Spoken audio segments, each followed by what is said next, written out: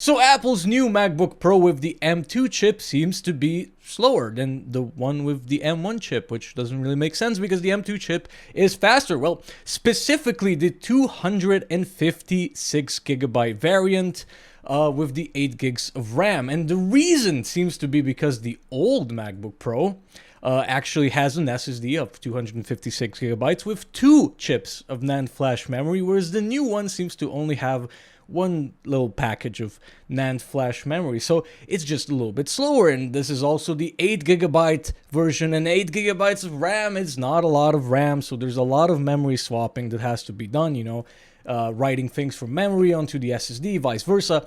So it's actually kind of slower in just pretty much, you know, everything, exporting images, doing Lightroom work, like pretty much, you know, it just has a slower speed of the SSD. Now, why did Apple do this? Probably just to save some money. You know, we are still in a supply shortage, and you know, you don't become the world's most valuable company just by accident.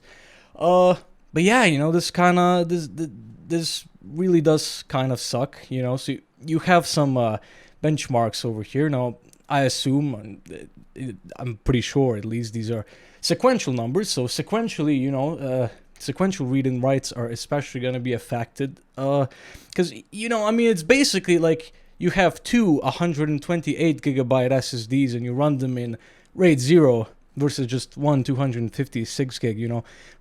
The two SSDs are probably just going to be faster, you know, especially in the sequential read and write speed. So this is something they probably should have, you know, made look apparent, because it just does affect your work. It's literally slower when exporting various types of things. So, you know, it is what it is. I wouldn't be buying an expensive computer like a MacBook Pro anyways if I didn't buy the high capacity SSD and a lot of RAM, because, like, you know, especially MacBooks, you know, like, you can't really replace the memory. I'm not sure if you can replace SSDs at this point. You know, Apple usually has their own connectors and stuff like that. So paying like $1,500 for a computer with 8GB of RAM and a 256GB SSD, I think is just stupid anyways, and I wouldn't do it anyways.